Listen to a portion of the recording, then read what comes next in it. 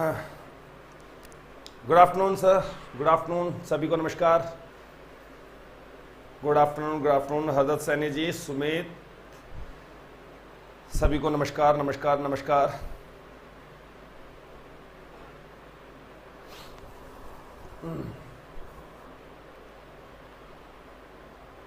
Okay,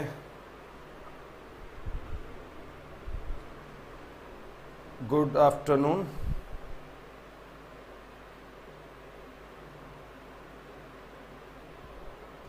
जांगला Sahab, Ellenabad ji, Muskan, Harry Chawla, Pooja Dahiya, Ravinder Sharma ji, Sarilal ji, Yash Chhichholiya ji, वाह। विजयपाल जी नमस्कार। हालांकि आपने झूठी तारीफ करी है विजयपाल जी, इतना अच्छा नहीं लग रहा मैं।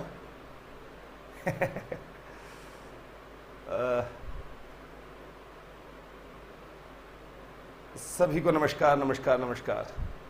चलो आइए जुड़िए, शुरुआत करते हैं अपनी क्लास की। ठीक है,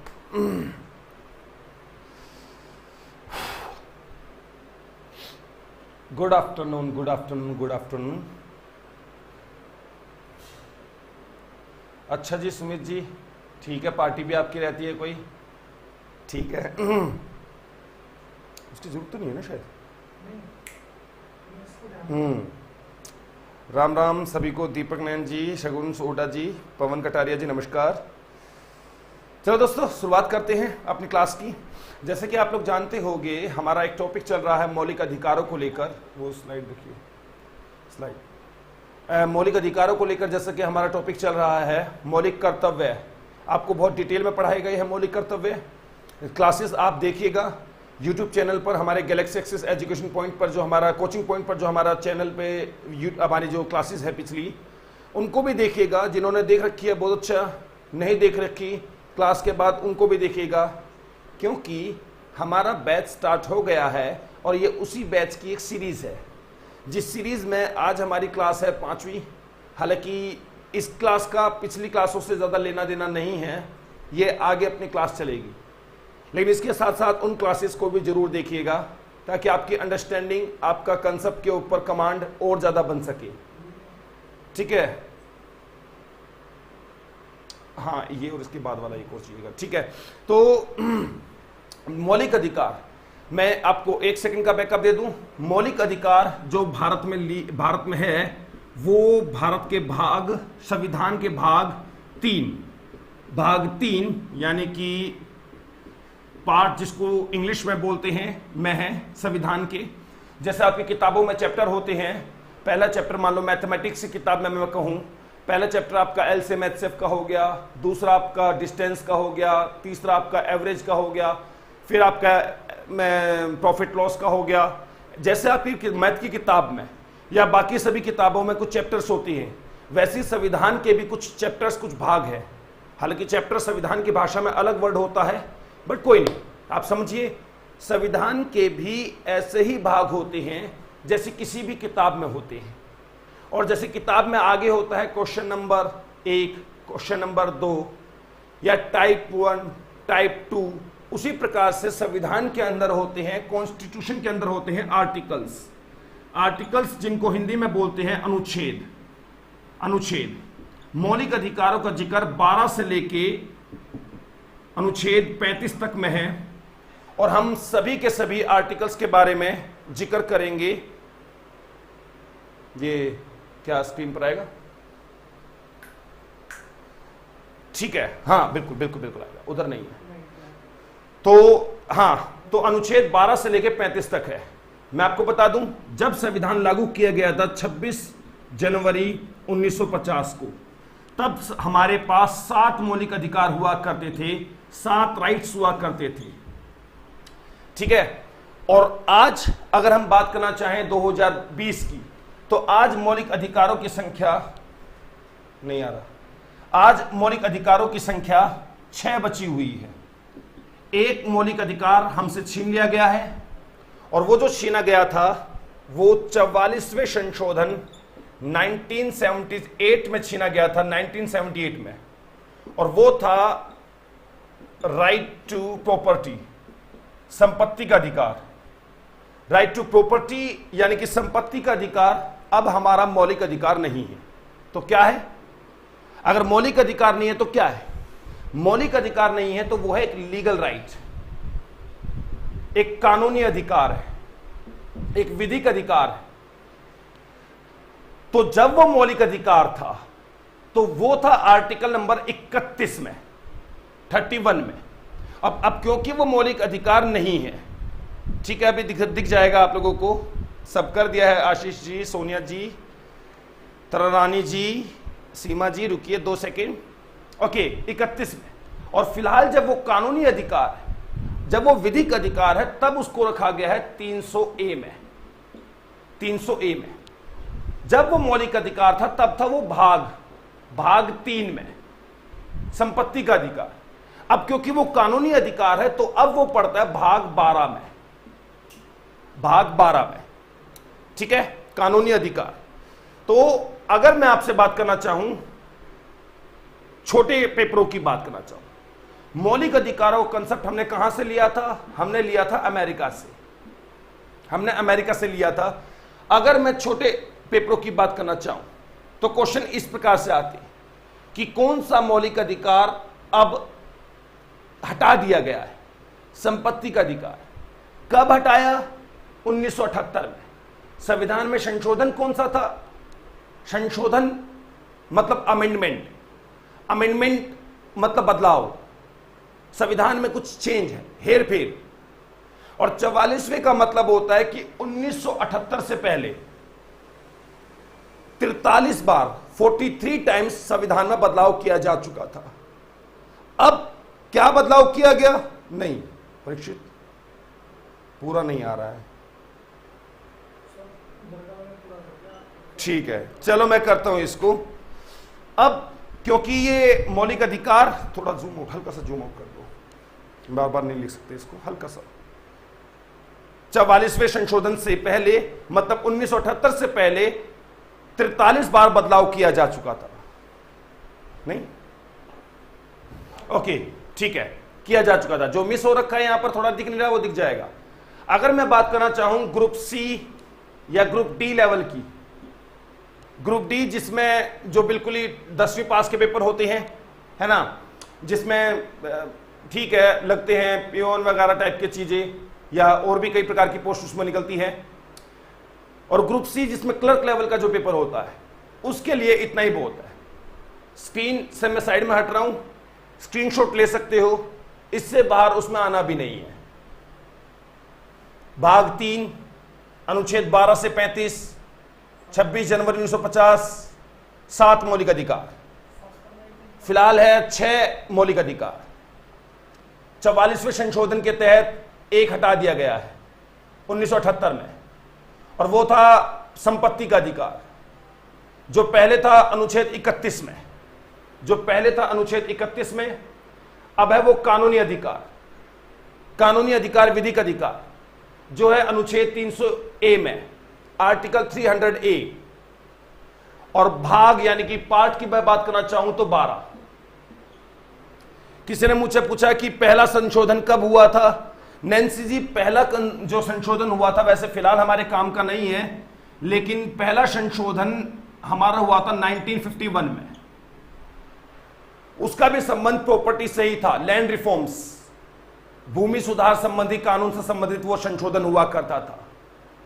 26 जनवरी 1950 के बाद बहुत ही जल्द संविधान के अंदर पहला बदलाव किया गया था। यह सिर्फ आपका क्वेश्चन था नैन्सी राहुल जी, इसलिए मैंने बता दिया है। पहला संशोधन 1951 में, अदरवाइज उसको बताने की हमारे को जरूरत अभी थी नहीं।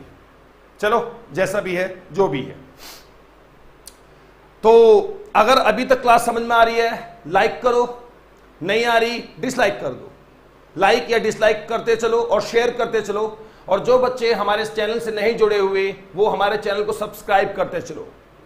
सब्सक्राइब का बटन नीचे लगा हुआ है, ताकि आपको रेगुलर बेसिस पर वीडियो आपको मिलती रहे, नोटिफिकेशन आप तक आता रहे। रिपीट, मैं मिटा रहा हूं, लाइक करो या डिसलाइक करो। मैं देखना चाहता हूं कितने डिसलाइक और लाइक हुए हैं, फिर हम आगे बढ़ रहे हैं। स्लाइड लगा दे पहली। तो लाइक और डिसलाइक, मैं देखना चाहता हूं कितने लाइक डिसलाइक हुए हैं। लाइक करो, पसंद आए तो लाइक करो, वरना डिसलाइक करो। बिल्कुल, लाइक डिसलाइक और शेयर। और जो लोग हमारे चैनल से नहीं जुड़े हुए वो सब्सक्राइब करो, सब्सक्राइब करो। ठीक है दोस्तों, अब हम आपके सामने आ चुका है आपके मौलिक अधिकार, जो लास्ट क्लास में आपको मैंने बताए थे। 7 मौलिक अधिकार हुआ करते, जिसमें से पहले अधिकार को हम पढ़ने जा रहे हैं। पहला अधिकार को हम पढ़ने जा रहे हैं। पहला अधिकार है right to equality. Right to equality,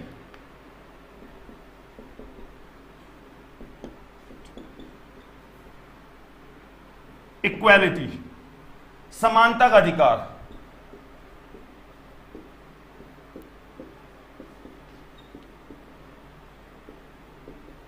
शायद आपको दिख रहा होगा, समानता का अधिकार, बिल्कुल सही। अब समानता का अधिकार को हम डिटेल में पढ़ने जा रहे हैं। Right to equality article number 14 से लेकर 18 के बीच में, 14 से लेकर 18 के बीच में। ठीक है, अगर आपने इतना याद कर लिया तो भी बहुत अच्छी बात हो जाएगी।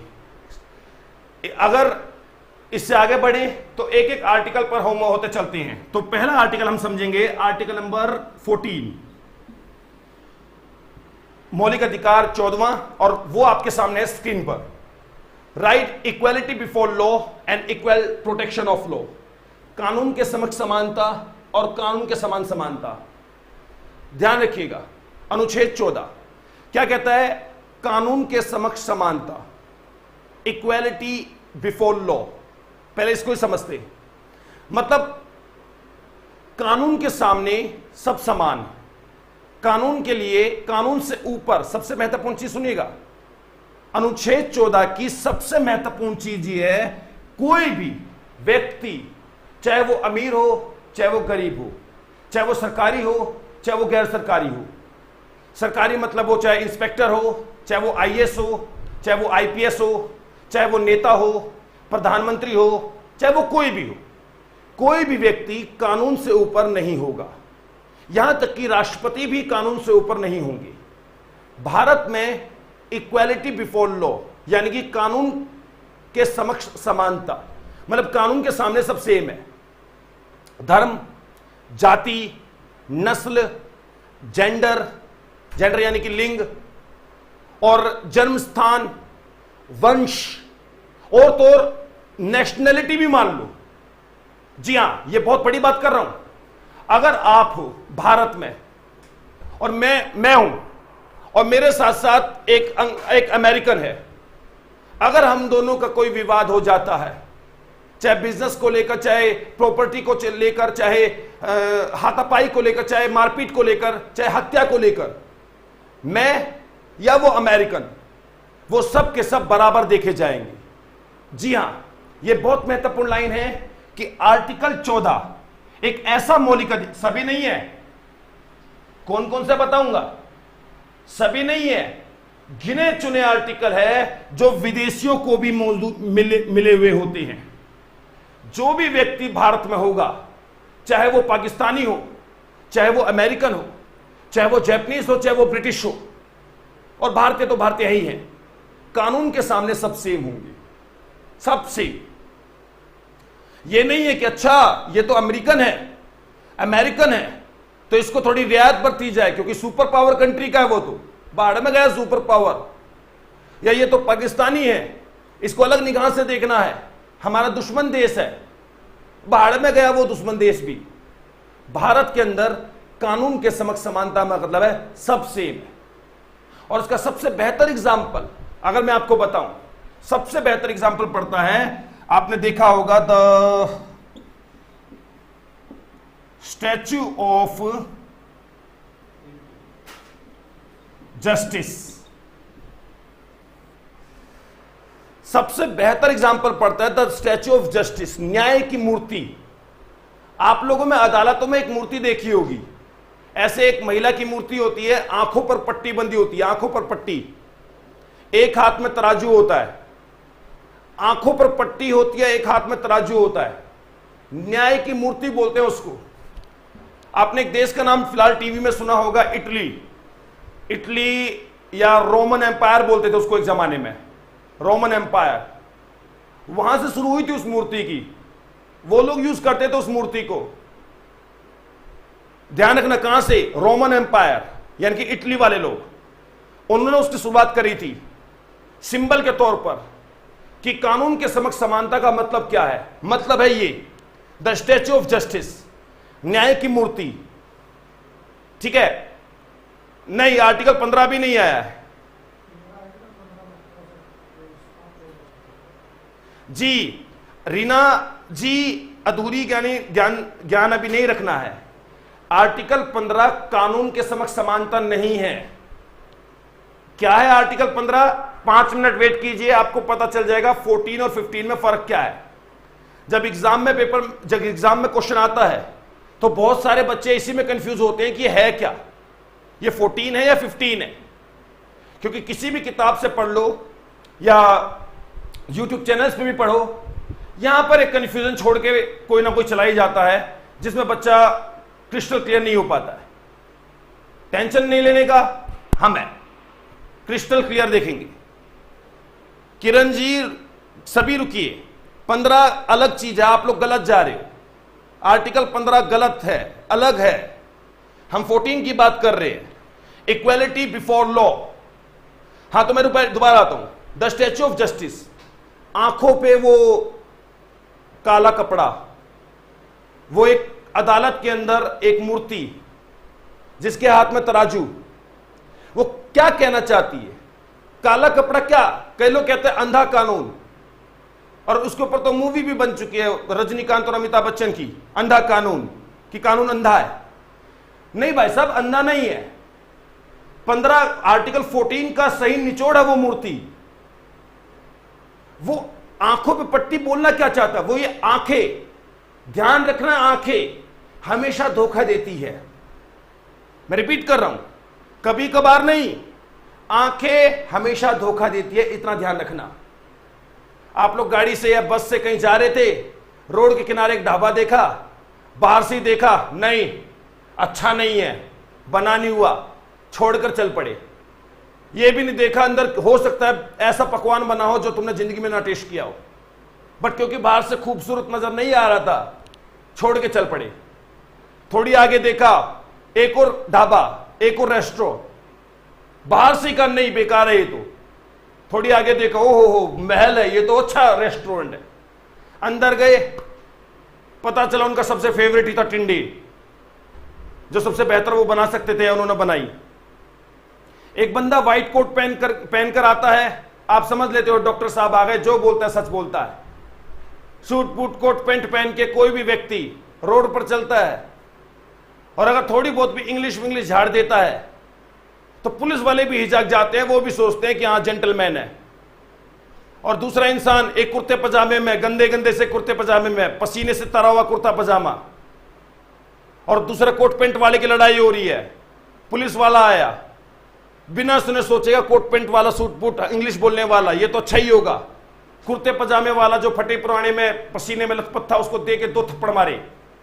और पता भी नहीं, हो सकता है इतना बड़ा किसान हो, जमींदारा हो, बहुत बड़ा ठेकेदार हो, मजदूरी करके आया हो, मेहनत से, मेहनत का पसीना हो। आंखें हमेशा धोखा देती है दोस्तों। लेकिन उस मूर्ति के कान खुले होते हैं। वो जो अदालतों में वो जो मूर्ति होती है, द स्टैच्यू ऑफ जस्टिस, क्योंकि कान कभी भी धोखा नहीं देते, इतना ध्यान रखिएगा, कभी भी धोखा नहीं देंगे। 2 व्यक्तियों की लड़ाई थी, एक लड़का था, एक लड़की थी। लड़की ने लड़के को पीट दिया, आपने पहले ही अंदाजा लगा लिया जरूर छेड़ा ही होगा। आंखें भैया धोखा देगी, लेकिन अगर सुनोगे तो पता चलेगा, हो सकता है वो लड़की पीट पीट कर कह रही होगी मेरे से शादी कर, और वो नहीं करना चाह रहा हो। वो कह रहा बहन जी मैं तो तेरे को जानता भी नहीं, हमेशा। लेकिन कान कभी भी ध्यान से सुनना पूरी बातों को। तो वो मूर्ति क्या कहना चाहती है? आंखें बंद है, कान खुले हुए, इधर एक व्यक्ति है, उधर एक व्यक्ति है, बोलो। हाथ में पलड़ा है, जिसको बैलेंस कह सकते हो, स्केल कह सकते हो, मेजरमेंट करने के लिए। देखते किसका पलड़ा भारी होता है। जिसका पलड़ा भारी होगा उस मूर्ति के, ध्यान रखना, दूसरे हाथ में होते तलवार।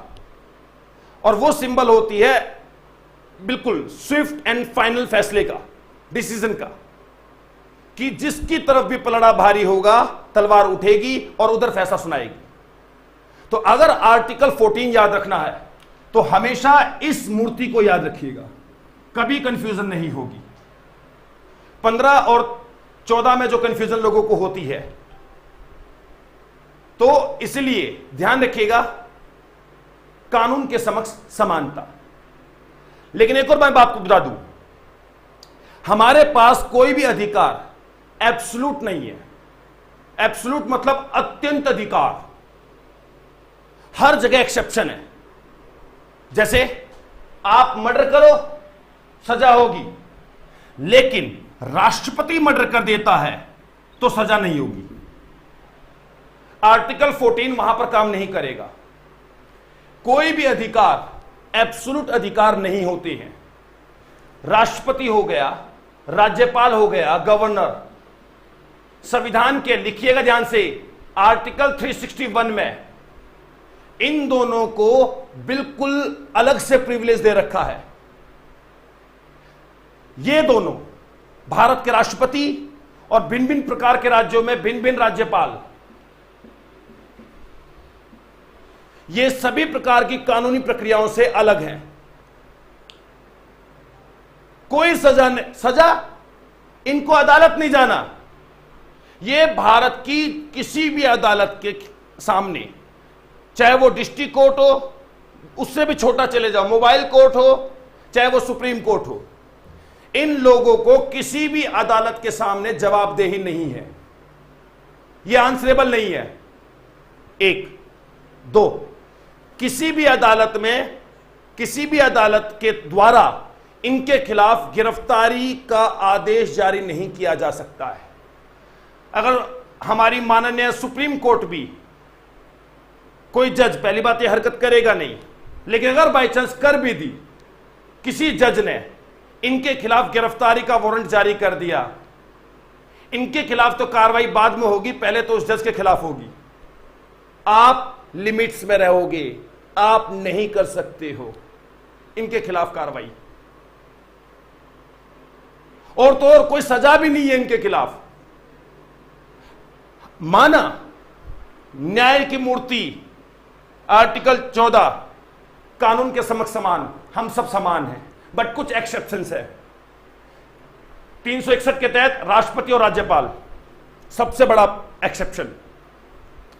इसके अलावा जो भिन्न भिन्न देशों से भारत में राजदूत आते हैं, एम्बेसडर्स या मुखिया आते हैं, राष्ट्रपति, प्रधानमंत्री या उनके द्वारा भेजे गए कोई डेलीगेट्स आते हैं, उनके खिलाफ भी आर्टिकल 14 उनके लिए भी नहीं होता है।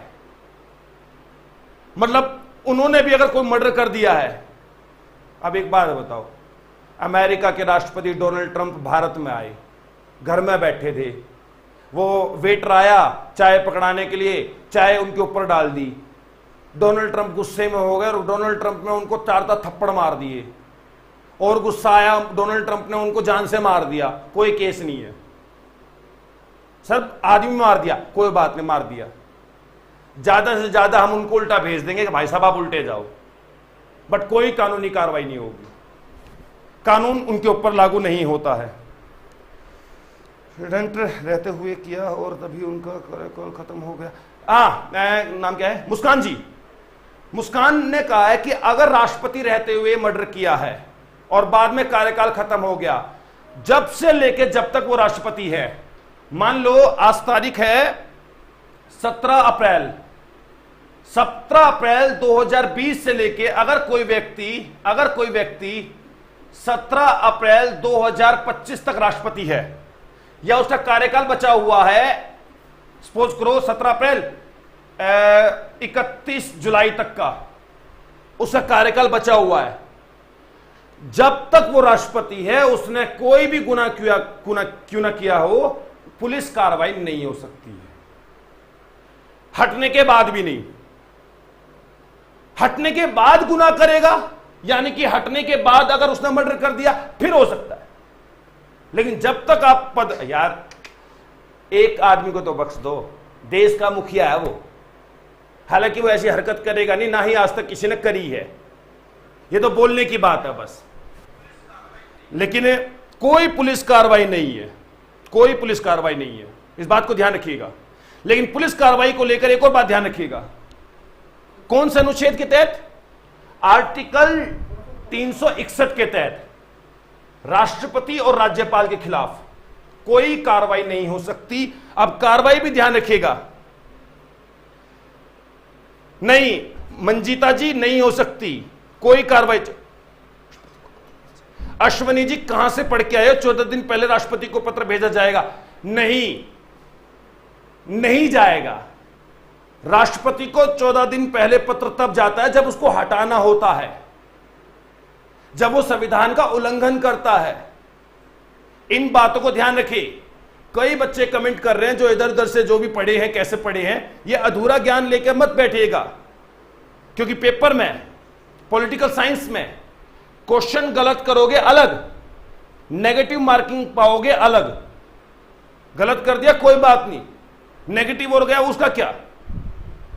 तो यहां पर एक और बात ध्यान की बात है, कोई भी जो भारत में केस होता है वो दो प्रकार का होता है, या तो होता है क्रिमिनल केस या होता है सिविल केस। क्रिमिनल का मतलब होता है फौजदारी, फौजदारी, और सिविल का मतलब होता है दीवानी। ये वो दीवानी नहीं है जो तुम सोच रहे हो, दीवानी दीवानी, ठीक है ना जी। मैं आपको बता दूं, क्रिमिनल केस जैसे मार पीट, ठगी, हत्या, रेप, डकैती, फ्रॉड, ये सब जो होते हैं क्रिमिनल में आते हैं। दहेज, सती, ये सब क्रिमिनल में आते हैं, और सजा क्रिमिनल केस में ही होती है। और सिविल केस ये नॉर्मल मामले होते हैं, लाइक डिस्प्यूट्स। मान लो मेरा और मेरे दोस्त का प्रॉपर्टी का डिस्प्यूट है, मेरा और मेरे भाई का प्रॉपर्टी का डिस्प्यूट है ना, या शादी का बात है, तलाक की बात है। ये ऐसे मामले होते हैं जिनमें सजा नहीं होती है, जिसमें फैसला सुनाए जाते हैं।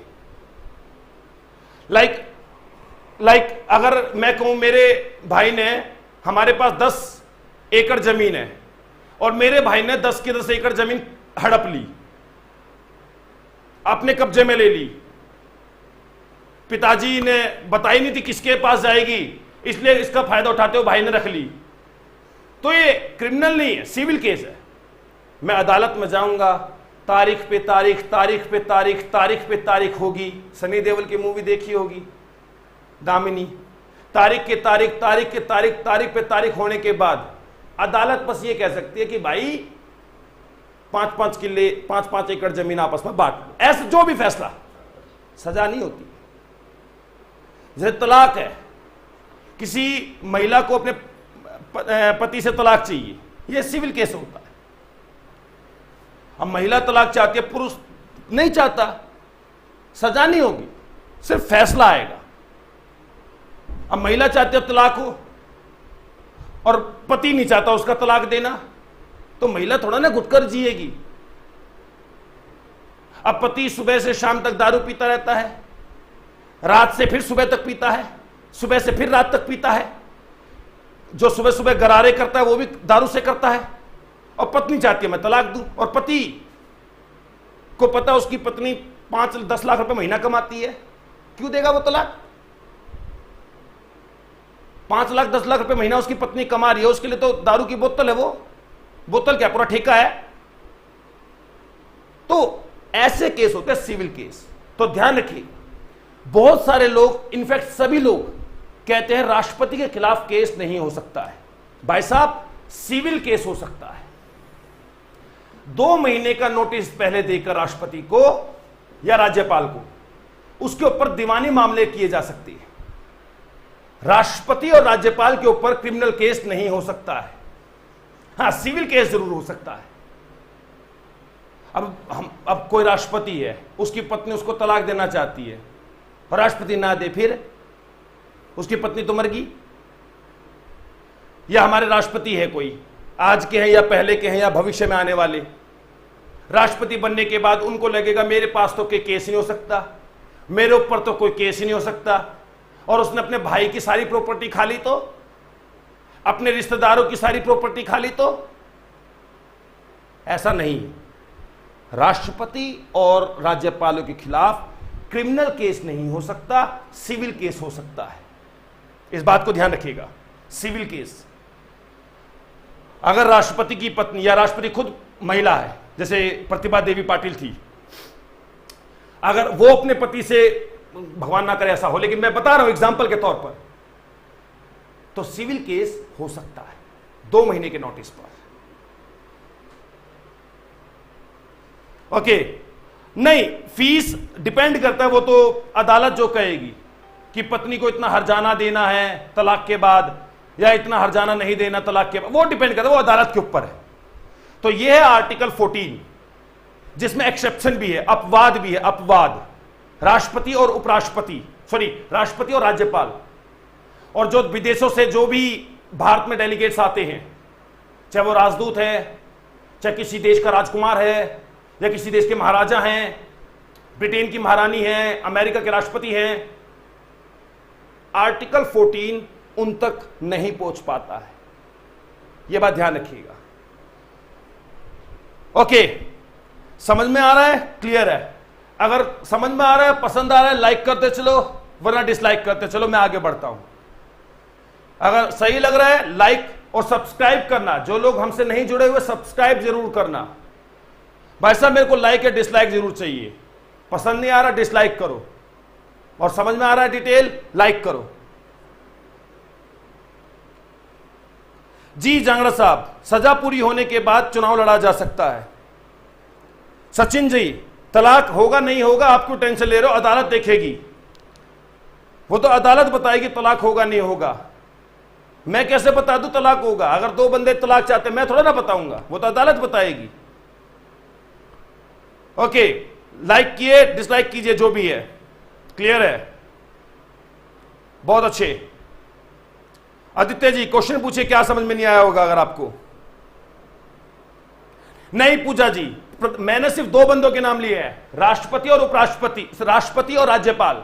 इसके अलावा कोई भी आर्टिकल 14 से बचा हुआ नहीं है। अगर प्रधानमंत्री मर्डर करता है, अगर नरेंद्र मोदी से कोई हत्या हो जाती है, केस होगा, सजा भी होगी। अगर ये घोटाला करते हैं जी, अगर ये घोटाला करते तो सजा होगी, कंफर्म होगी। ठीक है, उनसे ये नहीं बच सकते हैं। सिर्फ राष्ट्रपति और राज्यपाल, और भिन्न भिन्न देशों से जो भारत में डेलीगेट्स आते हैं, संयुक्त राष्ट्र संघ के सदस्य जो होते हैं, यूनाइटेड नेशन ऑर्गेनाइजेशन, संयुक्त राष्ट्र संघ के सदस्य भी जो भारत में आते हैं, उनके खिलाफ भी कोई सजा नहीं हो सकती। बाकी कानून के समक्ष समानता, हम सब समान, ऊंच नीच, अमीर गरीब सब बराबर है। हिंदू मुसलमान, सिख ईसाई, ब्राह्मण, राजपूत, जो भी होते हैं, हरियाणा वाले, पंजाब वाले, कोई भी अलग से प्रिविलेज नहीं दे रखा है। सभी इक्वल है, सभी इक्वल है। ठीक है? ओके, लाइक या डिसलाइक करते चलिएगा, बाकी हम देखते रहेंगे। और जो लोग नए जुड़े हैं, सब्सक्राइब जरूर कीजिएगा, सब्सक्राइब, ताकि आपको वीडियो मिलती रहे। Okay, next.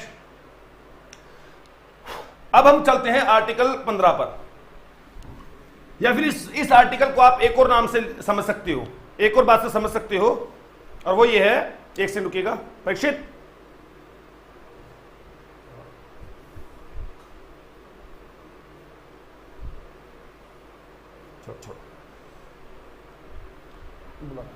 देखिए, जैसे ये क्या था,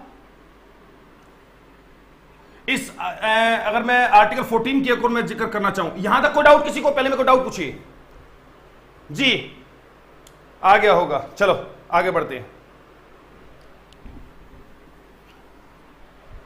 नेक्स्ट, आर्टिकल 15। आर्टिकल 15 एक महत्वपूर्ण आर्टिकल पड़ता है, और वो क्या कहता है कि राज्य, इसके कई क्लॉज है, इसके कई क्लॉज है। जैसे 15A अगर मैं बात करना चाहूं, कोई भी राज्य धर्म के आधार पर, कास्ट के आधार पर, रेस के आधार पर, जेंडर के आधार पर, और अगर मैं कहूं यहां पर प्लेस ऑफ बर्थ, बर्थ के आधार पर, प्लेस ऑफ बर्थ 1, 2, 3, 4 और 5, 15 आप ध्यान से समझिएगा। आर्टिकल 14 तक कानून के समक्ष, वो मूर्ति याद रखना, मूर्ति, न्याय की मूर्ति। आर्टिकल 15 धर्म, जाति, नस्ल, लिंग और जन्म स्थान, ये 5 आधार लिख लीजिएगा। कोई भी राज्य इन 5 आधार पर भेदभाव नहीं कर सकता है। राज्य मतलब हरियाणा, पंजाब, यूपी, बिहार तो ही नहीं, सरकार की बात कर रहा हूं, और सरकार की कोई भी एजेंसी हो, मैं उसकी बात कर रहा हूं। मौलिक अधिकारों में राज्य का मतलब सिर्फ हरियाणा, पंजाब, यूपी, बिहार नहीं है। मौलिक अधिकारों में जब भी लिखा होता है राज्य, तो उसका मतलब होता है सरकार और सरकार की सभी संस्थाएं, जिसमें सरकार का 1 रुपया भी लगा हुआ हो।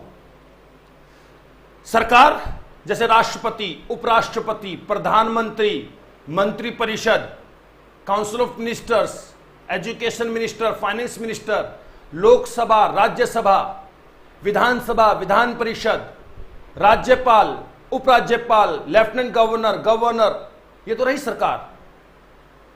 और सरकार की संस्थाएं, सरकारी स्कूल, कॉलेज, सरकारी दफ्तर, और सरकार के थोड़ा बहुत भी पैसा लगा हुआ संस्था, Bharat petroleum, Hindustan petroleum, NTPC, SAIL, GAIL, भेल, ऐसी इन सभी चीजों के बारे में आपने सुना होगा।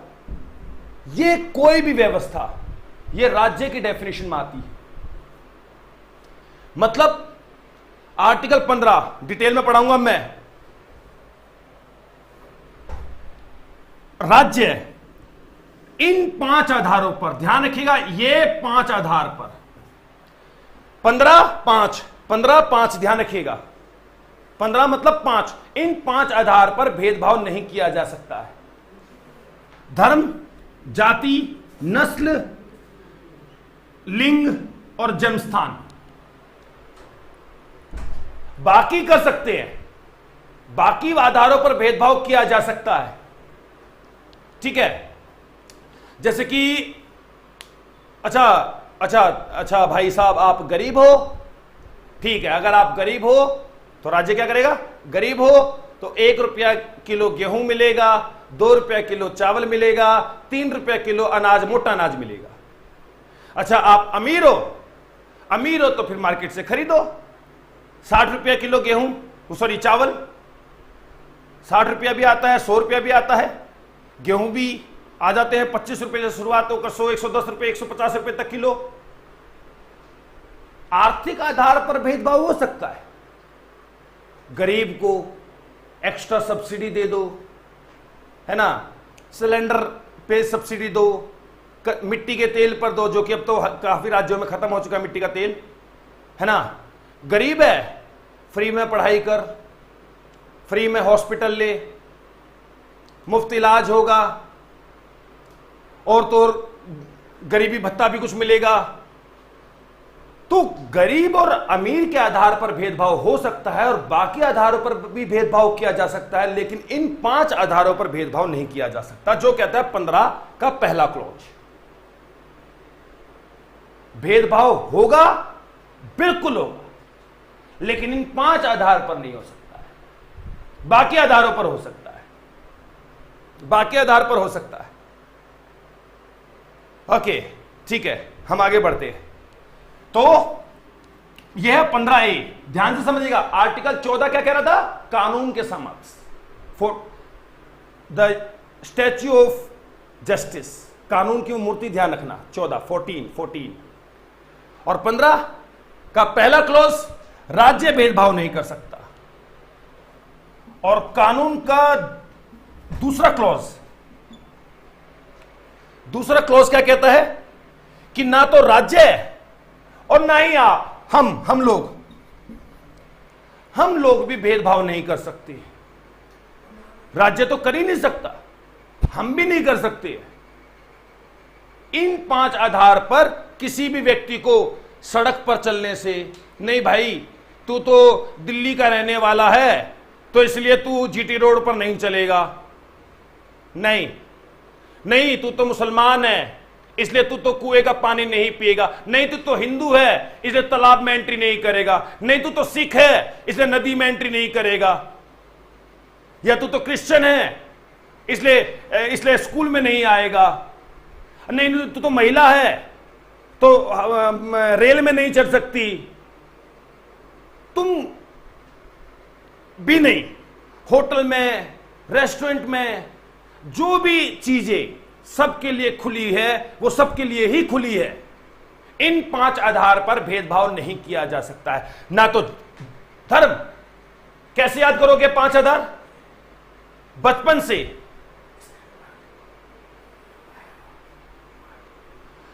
से ये एक बात देखिए, जब बच्चा जन्म लेता है, ध्यान देखिए, सारी 5 की 5 चीजें मां के पेट में हो जाती हैं। जब ये बच्चा जन्म लेता है उससे पहले देखो, पैदा होने से पहले ही उसका धर्म डिसाइड हो जाता है। ये तो पता ही होगा कि ये हिंदू का होगा, मुसलमान का होगा, सिख का होगा, ईसाई का होगा। पैदा होने से पहले ही उसकी जाति भी डिसाइड हो जाती है कि कौन सी जाति का होगा। भैया ब्राह्मण के बेटे ब्राह्मण ही कहलाएंगे, या ब्राह्मण की बेटी ब्राह्मण ही कहलाएगी, या राजपूत, जो भी है, जैसा भी है। रेस होता है नस्ल मतलब जैसे कि कई सारी नस्लें होती हैं। जैसे कि अगर मनुष्य में ना समझ पाओ तो पहले जानवरों में देख लो, कहते हैं भाई ये भैंस अच्छी नस्ल की है, ये 22 किलो दूध देती है, ये 40 किलो दूध देती है, ये अमेरिकन नस्ल है। ऐसी भारत में भी कई नस्लें होती हैं, मंगलोइड्स, कोकेसस, मेडिटेरियन, ठीक है, इंडो यूरोपियन, जो भी, ऑस्ट्रेलियन, इंडो ऑस्ट्रेलियन, जो भी नस्लें होती है। इसको मैं थोड़ा और आसान भाषा में लूं, जैसे हमारे यहां पर नॉर्थ इंडियन में बोलते हैं आर्यंस। हर आपके पूर्वज ज्यादातर जो खासकर हिंदू लोग हैं कहते नहीं आर्यन। अरे महाभारत में भी तो कहते हैं कृष्ण, हे आर्य पुत्र अर्जुन अपना धनुष उठाओ, आर्य पुत्र। साउथ इंडिया वाले द्रविडियन। तो जो नस्ल होती है, हां, तो नस्ल, जेंडर, लिंग, ये भी जन्म से पहले डिसाइड हो जाता है। वो बात अलग है, बताते नहीं है भारत के अंदर कि लड़का होगी या लड़की होगी, बट डॉक्टर को तो पता होता है ना कि वो लड़का होगी या लड़की होगी। और फाइनली जन्म, बच्चे का जन्म जहां पर होता है, तो धर्म, जाति, नस्ल, लिंग और जहां पर जन्म हुआ, इन 5 आधार पर भेदभाव नहीं किया जा सकता। 15A राज्य भेदभाव नहीं कर सकता, और 15B राज्य के साथ साथ आप भी भेदभाव नहीं कर सकते हो। हम भी भेदभाव नहीं कर सकते। जो चीज सबके लिए खुली है, जैसे हमारा सेंटर है, जैसे हमारा चैनल आप देख रहे हो, हम ये नहीं कह सकते केवल हिंदू देखेंगे, सबके लिए ओपन है। ना ही हम यहां पर कोई फिल्टर डालेंगे कि जो हिंदू होंगे या जो मुसलमान होंगे केवल वो देखें, या जो सिख होंगे या ईसाई केवल वो, ऐसा कुछ नहीं होगा। सबके लिए ओपन है, हम भेदभाव नहीं कर सकते।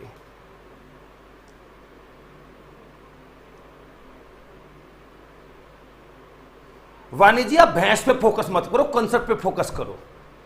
आपकी भैंस 33 किलो दूध देती है, बहुत अच्छी बात है, बधाई हो, मुबारक हो इसके लिए, और आप उस पर पहले नंबर पर आते हो, वो भी बधाई हो। आप भैंस के ऊपर फोकस मत मारो, आप कंसेप्ट पे यार कमाल करते हो वानी जी। हम यहां पर संविधान पढ़ रहे हैं, आप भैंस पे टिके हुए हो। अब भैंस का रंग भी बता दो, आपकी भैंस का रंग पीला है कि नीला है, पिंक है, गुलाबी? ओके चलो जो भी है, यहां पर भैंस के ऊपर फोकस हो रहा है। चलो ओके आगे फोकस करते हैं हम लोग। तो 15B, लेकिन ध्यान रहे कोई भी मौलिक अधिकार एब्सोल्यूट मौलिक अधिकार नहीं होता है। इन 5 आधार पर भेदभाव नहीं होगा, इन 5 आधार पर भेदभाव नहीं होगा, बाकी आधार पर होगा। कैसे होगा? अब मान लो एक व्यक्ति को कोरोना है, हम हरियाणा रोडवेज में जा रहे हैं और हमें पता उसको कोरोना, ऐसे कैसे एंट्री करवा दे? वो कहे मैं तो गाड़ी में बैठूंगा, कैसे बैठ जाएगा बे? तेरे को तो कोरोना है। अब उससे वो बीमारी हमें भी तो फैलेगी। फिर वो नहीं कह सकता मेरे को भारतीय रेल में बैठने से मना किया, मेरे को हरियाणा रोडवेज, मेरे को डीटीसी ने बैठने से मना किया, ठीक है, मेरे को इसकी बात, मेरे को एरोप्लेन में बैठने से, मेरे को स्कूल में एंट्री नहीं हुई, मेरे को कॉलेज में एंट्री नहीं हुई। बाकी आधारों पर भेदभाव हो सकता है। जैसे आपको कोरोना है किसी को, उसको हम कैसे अपने बीच घूमने दें अगर हमें पता है तो? या कोई भी कम्युनिकेबल डिजीज है जो एक व्यक्ति से दूसरे व्यक्ति में होता है, स्वाइन फ्लू है, बर्ड फ्लू है, आई फ्लू है, ऐसे टाइम पर हम रोक सकते हैं, ठीक है? हां ओके आगे देखिएगा, एक्सेप्शंस ध्यान रखिएगा, अपवाद ध्यान रखिएगा, बहुत इंपॉर्टेंट है। अब जैसे कि कोई भी अधिकार पूरा नहीं होता है। जैसे 15 का पहला क्लोज क्या था? राज्य भेदभाव नहीं करेगा। दूसरा क्लोज क्या है? हम भी भेदभाव नहीं करेंगे, राज्य प्लस हम, इंडिविजुअल। और इसी में आगे यह भी कहा गया है कि अगर कोई राज्य या केंद्र सरकार चाहे तो महिलाओं के लिए और बच्चों के लिए, महिलाओं के लिए और बच्चों के लिए कोई अलग से सुविधा, प्रिविलेज, व्यवस्था दी जा सकती है। यह एक्सेप्शन है। अब अभी थोड़ी देर पहले मैंने कहा था लिंग के आधार पर भेदभाव नहीं हो सकता, पर उसके बावजूद 15C 15C यहां पर क्लोज है, लिंग के आधार पर है नहीं अगर राज्य चाहे, है नहीं अगर राज्य चाहे तो इनके उद्धार के लिए अलग से कानून बना सकता है, इनकी अपलिफ्टमेंट के लिए अलग से कानून की व्यवस्था की जा सकती है। ये अश्विनी जी अपवाद, साफ साफ तौर पर अपवाद, जेंडर के आधार पर, पहले साफ लिखा था जेंडर के आधार पर भेदभाव नहीं हो सकता, साफ लिखा हुआ है। और थोड़े अपवाद में बता भी रहा था, वो कोरोना वाला केस या संक्रमण वाली बीमारियां, कम्युनिकेबल डिजीज,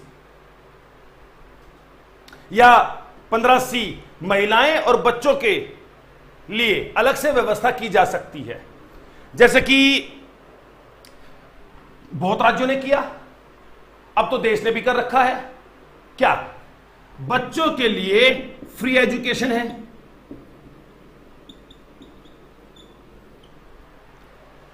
ज्यादातर राज्यों ने, देश ने भी कर रखा है, अलग से व्यवस्था कर रखी है इनके उद्धार के लिए, मुफ्त अनिवार्य शिक्षा।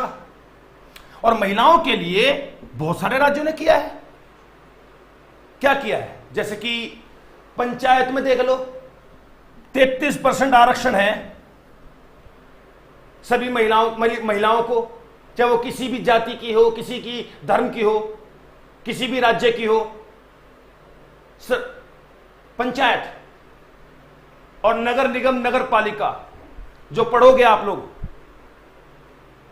हम पढ़ाएंगे उसको, नगर निगम नगर पालिका, ग्राम पंचायत, ब्लॉक समिति, जिला परिषद, 33% आरक्षण दे रखा है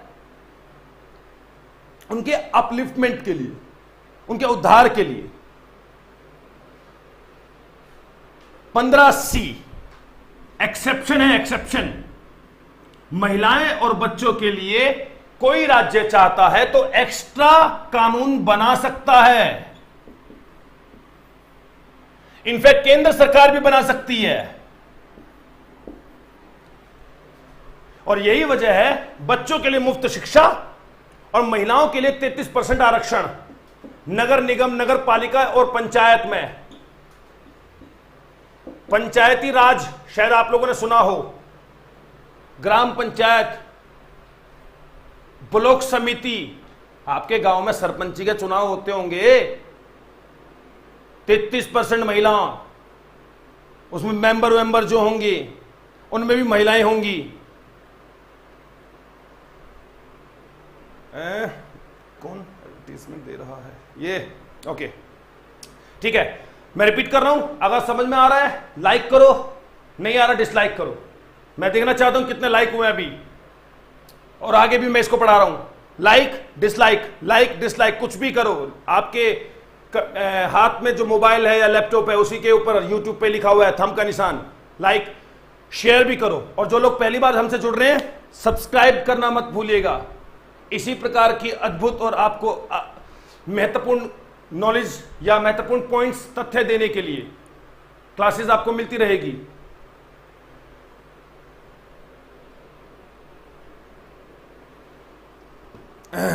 ओके तो लाइक डिसलाइक करो, जो भी है।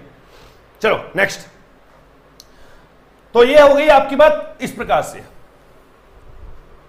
ऐसे ही अपवाद हैं, बिल्कुल अपवाद हैं, एक्सेप्शन है। जैसे 15 का क्लोज नंबर डी,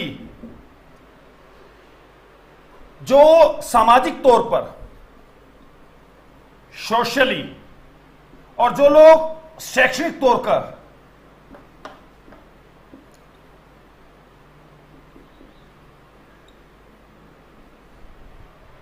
बैकवर्ड है या फिर एससी है या फिर एसटी है, सामाजिक और शैक्षणिक, जो शिक्षा में पिछड़े हुए हैं और जो सामाजिक तौर पर पिछड़े हुए हैं, शिक्षा और सामाजिक तौर से पिछड़े हुए लोग, और एससी और एसटी। देखो आ गई ना दोबारा वही वाली बात, जाति की बात, कास्ट वाली बात आ गई ना। आर्टिकल 15 साफ कह रहा था कि जाति के आधार पर भेदभाव नहीं हो सकता है, लेकिन वही आर्टिकल 15D अपवाद है, एक्सेप्शन है कि अगर कोई राज्य चाहे तो या केंद्र सरकार चाहे तो एससी और एसटी के लिए और सामाजिक और शैक्षणिक तौर पर जो पिछड़े हुए हैं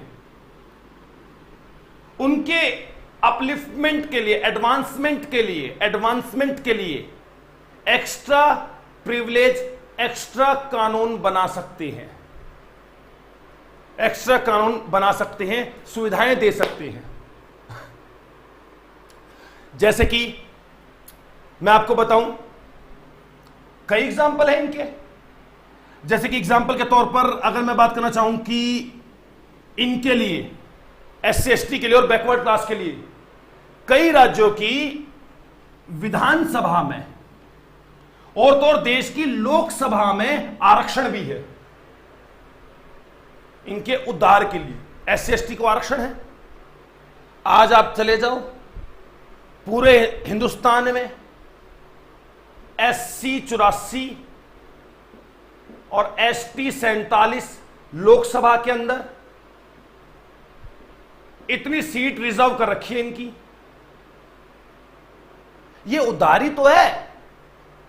जैसे आप में से ज्यादातर लोग हरियाणा में पढ़ रहे हैं, तो हरियाणा में जीके मेरे को कम आती है, माफ कीजिएगा, लेकिन थोड़ा बहुत जितना मुझे पता है, आपको पता होगा अंबाड़ा और शायद हिसार,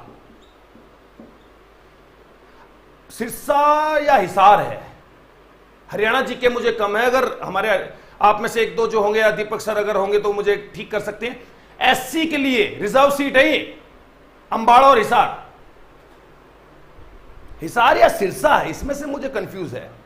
हरियाणा जी के ने 2 सीट रिजर्व्ड है, और एमएलए के मामले में 17 सीट रिजर्व्ड है एससी को। पूरे हरियाणा में 90 में से 17 जगह। अब ये लगा लो अंबाड़ा है भाई साहब, सिर्फ एससी खड़ा हो सकता है। सिरसा है, वैसे आप में से बता रहे हो सिरसा है, हाँ सिरसा होगा फिर वो, क्योंकि मेरे को हरियाणा की थोड़ी नॉलेज कम है। लेकिन हाँ, मैंने एक दिन हमारे हरियाणा सर को बोलते हुए सुना था, तो मेरे को अपना टॉपिक याद आ गया। वो अपना पढ़ा रहे थे, लेकिन जैसे ही उन्होंने पढ़ाया कि 17 एमएलए की सीट रिजर्व्ड है और 2 एमपी की सीट रिजर्व्ड है एससी के लिए, तो मुझे हिट हो गया अपना 15D 15D।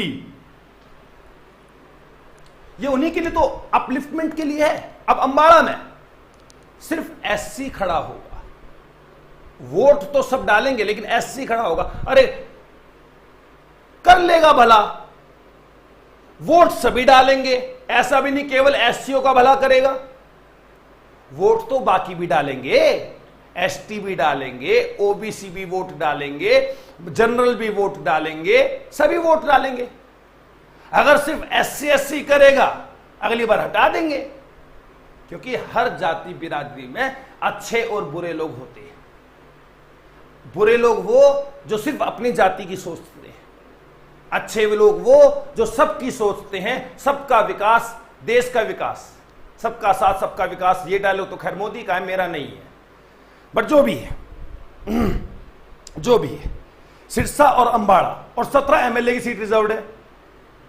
ये 15D ही तो है, 15D 15D। समझ में आया लाइक करो, समझ में आया लाइक करो, और नहीं आया डिसलाइक करो। लाइक करो या डिसलाइक करो, कुछ ना कुछ तो करना पड़ेगा, लाइक या डिसलाइक, ठीक है। ओके, लाइक डिसलाइक, और शेयर करते चलिएगा, शेयर करते चलिएगा, और खासकर ध्यान रखिए जो लोग नए हैं सब्सक्राइब कर दीजिएगा। आगे बढ़ते हैं, आगे बढ़ते हैं, ठीक है, कितना टाइम होगा, ठीक है, ओके आगे बढ़ते हैं। एक्सेप्शन और भी हैं, मैं आपको डिटेल में ही पढ़ाऊंगा ये टॉपिक, क्योंकि कब क्लास हो रही है, लॉकडाउन के दौरान कुछ तो करें, ठीक है। अब जब जैसे 15E है, ये भी सामाजिक और शैक्षणिक जो बैकवर्ड है, और एससी एसटी है। अगर राज्य चाहता है, अगर कोई राज्य चाहता है या केंद्र सरकार चाहती है, या केंद्र सरकार चाहती है, तो इनके लिए एजुकेशन इंस्टीट्यूट्स में एडमिशन में रिजर्वेशन ला सकती है। जी हां, एडमिशन में इनके लिए आरक्षण आ सकता है, एडमिशन में इनके लिए आरक्षण आ सकता है। ये वाला जो क्लोज है 15E, ये 93 संशोधन था 2005 जब इसको ऐड किया गया था। हाँ देखो, वैसे तो 15 कहता है जाति के आधार पर भेदभाव नहीं कर सकते, लिंग के आधार पर भेदभाव नहीं कर सकते। देखो ये देखो ध्यान से, लिंग के आधार पर, जेंडर के आधार पर भेदभाव है, एक्सेप्शन है, एक्सेप्शन अपवाद है, अपवाद। और जाति के आधार पर भी भेदभाव है, अपवाद है, लेकिन उनके उत्थान के लिए, अपलिफ्टमेंट के लिए। ओके, तो देखा जाए एडमिशन में, और यही वजह है बाद में 2006 में, 2005 में 93 संशोधन हुआ था, और बाद में 2006 में 27% आरक्षण दिया गया था ओबीसी को एजुकेशनल इंस्टीट्यूट्स में। एडमिशन आज चाहे तुम आईआईटी की बात करो, चाहे तुम आईआईएम की बात करो, Indian institute of technology, Indian institute of management, या फिर तुम एम्स की बात करो, चाहे वो सरकारी हो चाहे गैर सरकारी हो, सभी जगह एससी, एसटी और ओबीसी को एडमिशन में आरक्षण दिया गया है। और ओबीसी को तो 27% दिया गया है, 27%। 134A सुप्रीम कोर्ट से संबंधित है खत्री जी, अभी नहीं है, वो सुप्रीम कोर्ट से रिलेटेड क्लॉज है। वो अपील संबंधी क्षेत्राधिकार जिसको हम बोलते हैं, एपेलेट ज्यूरिडिक्शन।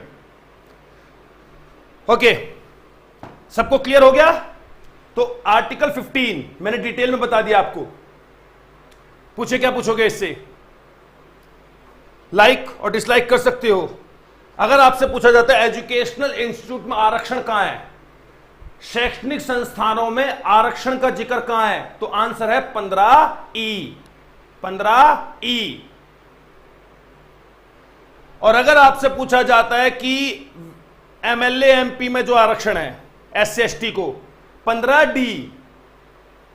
एमएलए एमपी में 17 एससी, हरियाणा में एमएलए 17 एससी, एससी हरियाणा में एमएलए की सीट रिजर्व्ड है। और 2 एसटी, सॉरी 2 एमपी में, 2 एमपी अंबाड़ा और सिरसा, अंबाड़ा और सिरसा। एससी को एजुकेशन में 7.5%, एसटी को, और 15% एससी को। एजुकेशनल इंस्टीट्यूट्स में। हां जी, सिरसा और अंबाड़ा दोनों ध्यान से समझिएगा, ध्यान से।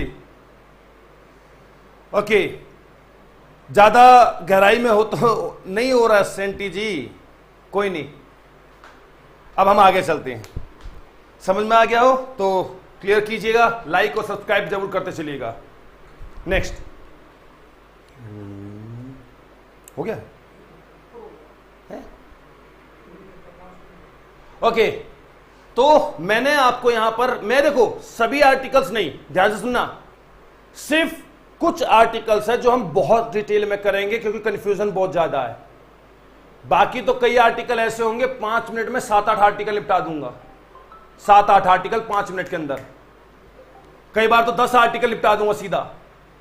तो अभी मैंने 2 आर्टिकल आपको बताए हैं, इसको ध्यान से समझिएगा, लाइक और शेयर कर दीजिएगा। बाकी ध्यान से तसल्ली से हम अपना कोर्स करेंगे।